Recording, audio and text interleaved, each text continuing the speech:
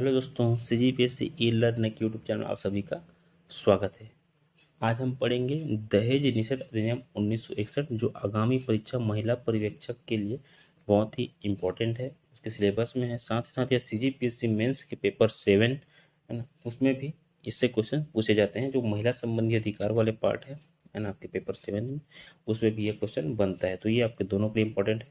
Basically आज हम इसको महिला पर्यवेक्षक के पेपर के हिसाब से एकदम डिटेल में अध्ययन करेंगे। साथ साथ हम CGPSC के भी बेस पे इसको हम लोग पढ़ेंगे। ठीक है, तो चलिए स्टार्ट करते हैं। दहेज निषेध अधिनियम 1961। तो इसका परिभाषा यहाँ पे पार भाषा लिखा गया है, प्रिंट मिस्टेक है ना। तो इसका परिभाषा क्या होता है? इसका परिभाषा इस अधिनियम के धारा 2 में दिया गया है ना। तो इसमें दहेज का मतलब है कोई ऐसी संपत्ति या बहुमूल्य प्रतिभूति है ना, जो प्रत्यक्ष या परोक्ष रूप से एक पक्षकार के द्वारा दूसरे पक्षकार को दिया जाता है, या फिर ये दहेज कहलाता है। ठीक है, सिंपल भाषा है। इसके अंतर्गत जो मुस्लिम पर्सनल लॉ के जो मेहर है वो इसके अंतर्गत नहीं आता है ना। तो परिभाषा क्या है इसका? कोई ऐसी संपत्ति या बहुमूल्य प्रतिभूति प्रतिभूति जो शादी से पहले, शादी के बाद या फिर शादी के समय एक पक्षकार द्वारा दूसरे पक्षकार को दिया जाता है, ये दहेज कहलाता है। ठीक है, ये देखिए यहाँ पे ये भी वही चीज लिखा हुआ है जो मैंने बताया। ठीक, तो इसकी विशेषताएं देखते हैं। इस अधिनियम की विशेषताएं क्या क्या हो सकती है? इस अधिनियम की विशेषताएं यह है कि कोई कोई भी है ना दहेज देता है या फिर लेता है या फिर दहेज देने में सहयोग करता है, उसको 5 वर्ष की कैद और 15,000 रुपए के जुर्माने का प्रावधान है। ये इसकी विशेषताएं हैं। पर दूसरा विशेषता क्या है? अगर किसी महिला को दहेज के लिए उत्पीड़न, उसके ऊपर उत्पीड़न किया जा रहा है, तो भारतीय दंड संहिता IPC की धारा 498A के तहत उसको 3 साल की कैद और जुर्माना हो सकता है। उत्पीड़न के लिए क्या है? 3 साल की कैद है। कौन से IPC की धारा 498A के तहत। ठीक है, उसके पति और रिश्तेदारों को जो भी किसी वस्तुओं की, कीमती वस्तुओं की मांग करता है, जो कि एक अवैधानिक मांग है ना, तो उसके लिए क्या है प्रावधान? 3 साल की कैद है और जुर्माना हो सकता है। ठीक है, ये क्या हो गई? इस अधिनियम की विशेषता हो गई। फिर क्या है? IPC के सेक्शन 406 के अंतर्गत अगर लड़की के पति या ससुराल वाले है ना उसको स्त्री धन सौंपने से मना कर देते हैं, तो उनको 3 साल की कैद और जुर्माना हो सकती है। ठीक है, स्त्री धन सौंपने वाला कौन सा हो गया? IPC की धारा 406। तो इसके तहत क्या है? 3 साल की कैद और जुर्माना हो सकता है। ठीक, यदि विवाह के 7 साल के भीतर असामान्य परिस्थिति में वधू की या फिर उस महिला की मौत हो जाती है और यह साबित हो जाता है कि उसके मौत से पहले उसको दहेज के लिए प्रताड़ित किया गया था, तो भारतीय दंड संहिता के 304B के अंतर्गत लड़की के पति उसके रिश्तेदारों को 7 वर्ष से लेकर आजीवन कारावास की सजा हो सकता है, उम्र कैद की सजा हो सकता है। ठीक है, ये क्या है? इसकी विशेषताएं हो गई। आगे देखते हैं। यह दंडनीय अपराध होगा। ठीक है, कब? यदि किसी व्यक्ति को दहेज मिलता है और उसे वधू के खाते में 3 महीने के अंदर रसीद समेत जमा करना होता है। अगर वधू नाबालिग है तो उसके बालिग होने के 3 महीने के अंदर उसको हस्तांतरित करना होगा उसके अकाउंट में। अगर वधू की मृत्यु हो जाती है हस्तांतरण से पहले, तो जो भी उसको उत्तराधिकारी है उस सामान को शर्तों सहित, उस दहेज को उस व्यक्ति को हस्तांतरित करना पड़ेगा जो कि उसका उत्तराधिकारी है। ऐसा नहीं किया जाता है तो यह दंडनीय अपराध होगा और यह सजा के प्रावधान है इसमें। ठीक है, दूसरा क्या है? इसके लिए, इस मुकदमे के लिए कोई निर्णय ले सकता है तो कौन होगा? जो मेट्रोपॉलिटन मजिस्ट्रेट होगा या फिर प्रथम श्रेणी के मजिस्ट्रेट होगा। ठीक है, वो इसके लिए उनको नियुक्त किया जाता है राज्य सरकार द्वारा, है ना। तो अपराध का संज्ञान या तो वो खुद ले सकते हैं, है ना, जैसे कि हमारे संविधान में PIL है है ना, जनहित याचिका या फिर न्यायिक सक्रियता, जिसमें कि कोर्ट स्वयं संज्ञान लेते हैं तो स्वयं संज्ञान ले सकते हैं, या फिर जो वधू के रिश्तेदार हैं, उनके माता पिता हैं, कोई कंप्लेन करता है उसके आधार पे संज्ञान लिया जा सकता है, या कोई भी जो मान्यता प्राप्त संस्था है, एनजीओ है, अगर वो कंप्लेन करते हैं तो पर भी उनको संज्ञान में लिया जा सकता है। इसके प्रावधान हैं। ठीक है, अब देखते हैं इसके धाराएं, इसके प्रावधान क्या क्या है। तो धारा 1 में यह बताया गया है कि जिस तारीख को यह राजपत्र में अधिसूचना प्रकाशित हुआ था, उस तारीख से यह आरंभ हो गया है और इसका विस्तार पूरे भारत में होगा, सिवाय जम्मू कश्मीर से। तत्कालीन जम्मू कश्मीर के लिए तब यह लागू नहीं हुआ था। उसका रीजन ये था कि तब वहाँ पे धारा 370 था। जब उसको हटा दिया गया है तो 31 अक्टूबर 2019 के बाद से वहाँ पे लागू है। ठीक है, धारा 2 में इसका परिभाषा बताया गया है, जो हम लोग स्टार्टिंग में देखे हैं। धारा 3 में यह बताया गया है कि दहेज लेना या देना, है ना, दहेज लेना या फिर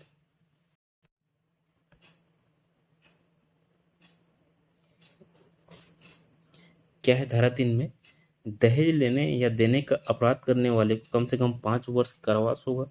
साथ ही साथ उनको 15,000 या फिर उतनी राशि जितने की उन्होंने मांग किया है, दो जो उसमें से जो भी अधिक होगा वो उसको जुर्माने के रूप में वसूला जाएगा।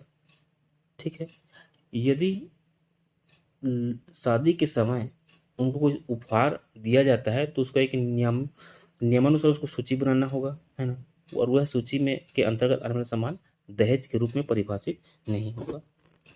ठीक है, अब धारा 4 देखते हैं।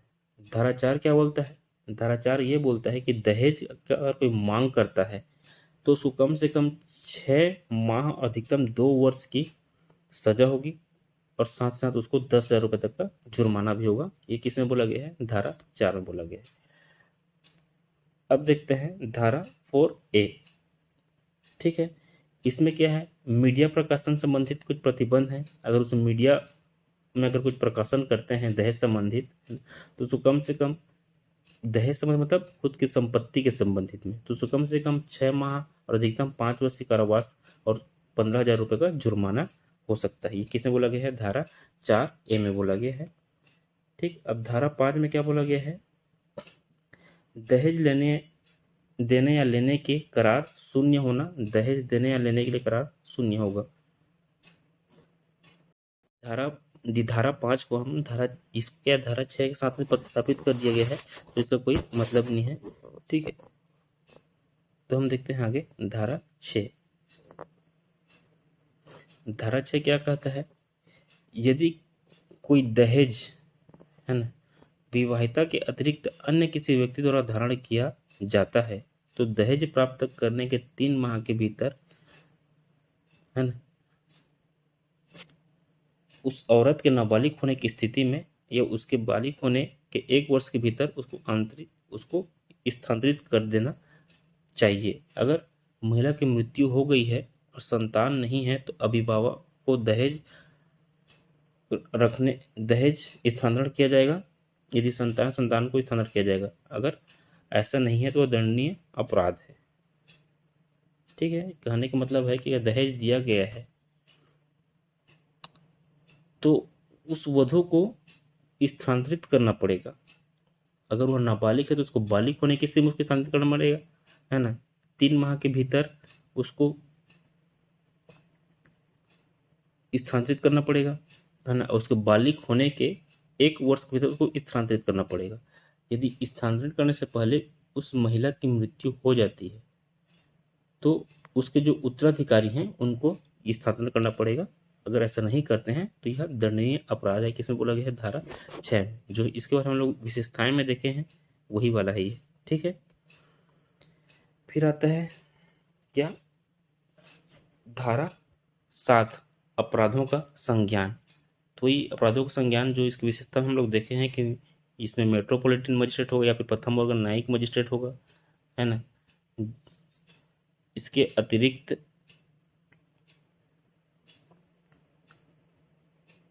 इसके लिए इसमें बताया गया है कि इसमें किस प्रकार से संज्ञान लिया जा सकता है। तो संज्ञान रिपोर्ट के आधार पर लिया जा सकता है ना। उसके परिवार वाले रिपोर्ट कर सकते हैं, या फिर कोई मान्यता प्राप्त संस्था है वो रिपोर्ट कर। अगर कोई मान्यता प्राप्त संस्था है तो वो भी इसका परिवाद हो सकता है ना, या वो भी कंप्लेन कर सकता है। उसके आधार पे जो मजिस्ट्रेट है वो संज्ञान ले सकते हैं, या फिर स्वयं संज्ञान ले सकते हैं PIL के जरिए, न्यायिक सक्रियता के जरिए, है ना, जनहित याचिका, ये सब संविधान में उल्लेखित है। इसके तहत वो खुद संज्ञान ले सकते हैं। तो धारा 7 में क्या है, अपराधों का संज्ञान। इसके अंतर्गत दोषी ठहराए गए व्यक्ति को इस अधिनियम के तहत उसको दंड दिया जाएगा। फिर आता है क्या, धारा 8। धारा 8 में क्या बताया गया है, इस अधिनियम के अंतर्गत, है ना, जो अपराध होगा वो जमानतीय नहीं होगा, है ना। तो भारतीय दंड संहिता 1973 इस अधिनियम के अधीन अपराधों को वैसे ही लागू होगी, है ना, जैसे कि अपराधों के अन्वेषण के प्रयोजनों के लिए, या फिर जो इसमें दिया गया पॉइंट है ना, जिसे क्या बोला गया है कि किसी व्यक्ति को वारंट के बिना, मजिस्ट्रेट के किसी आदेश के बिना गिरफ्तारी संज्ञेय अपराध हो। इस अधिनियम के अधीन प्रत्येक अपराध अजमानतीय असमनी हो। कहने का मतलब ये है कि धारा के 8 के अंतर्गत ये बताया गया है कि दहेज संबंधी अपराध के लिए जो भी धाराएं लगेंगी वो अजमानती होंगी, ये कहना चाहता है इसके अंतर्गत। ठीक है। फिर आता है धारा 8A। तो धारा 8A क्या बोलता है, यदि घटना से 1 वर्ष के अंदर शिकायत की गई हो तो न्यायालय पुलिस रिपोर्ट या फिर शिकायत के जाने पर संज्ञान ले सकेगा। ये क्या कहता है, धारा 8 कहता है। ठीक। और 9-10 में इसके संसद की शक्ति के बारे में बताया गया है ना। तो 9-10 पढ़ने के कोई ज़्यादा इम्पोर्टेंट नहीं है। ठीक। तो धारा 8B क्या बोलता है, धारा 8B ये बोलता है दहेज निषेध पदाधिकारी की नियुक्ति कौन करेगा, राज्य सरकार करेगा। जो भी इसके लिए पदाधिकारी की नियुक्ति कौन करेगा, राज्य सरकार करेगा। ये धारा 8B में बोला गया है ना। 9 और 10 में शक्ति के बारे में बताया गया है ना, इस अधिनियम की क्या पावर है उसके बारे में बताया गया है, तो उतना इम्पोर्टेंट नहीं है। ठीक है। अब देखते हैं आगे, दहेज संबंधी स्थितियां क्या क्या हो सकती हैं। तो दहेज संबंधी स्थितियां क्या क्या है, ये है विवाह के पूर्व, विवाह के अवसर पर, या फिर विवाह के बाद। मतलब पहले दिया जा सकता है, बाद में दिया जा सकता है, फिर उसी समय दिया जा सकता है। तो इस प्रकार से दहेज लेने और देने के लिए उकसाने पर 6 महीने की अधिकतम कारावास है ना, और 5,000 रुपये तक का जुर्माना अदा करना पड़ता है। वधू के माता पिता या अभिभावकों से प्रत्यक्ष या परोक्ष रूप से दहेज मांग करने पर भी यही सजा जाती है।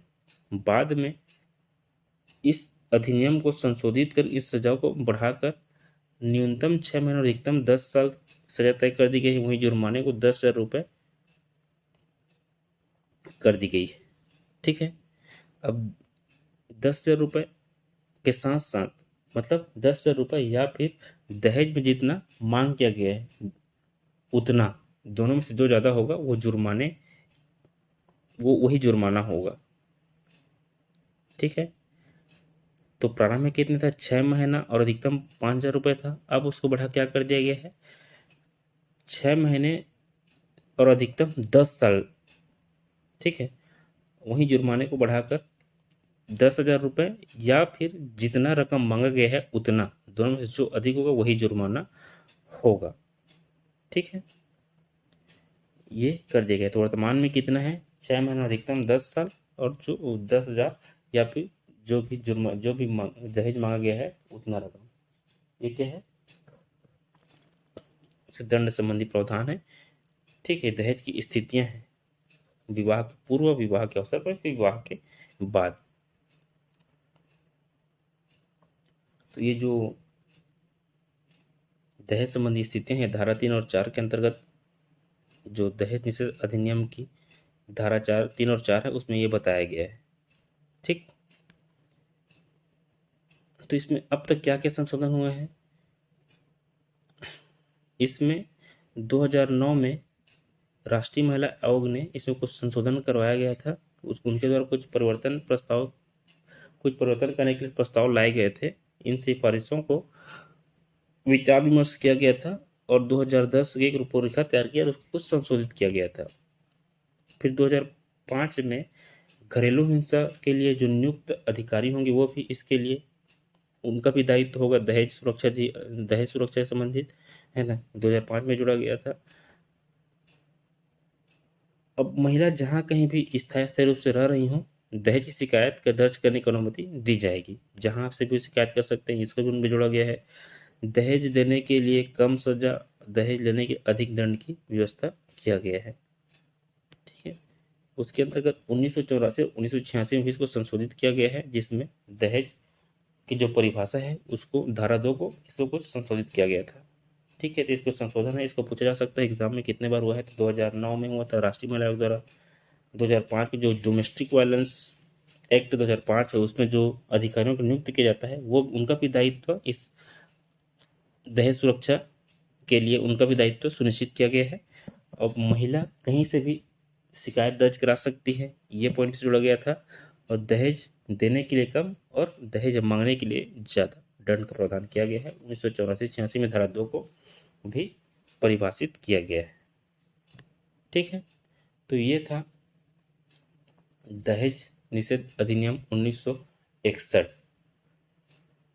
ठीक है, ऐसे ही वीडियो के लिए हमारे YouTube चैनल को सब्सक्राइब कीजिए। CGPSC ई लर्नर लाइक और शेयर जरूर करिए।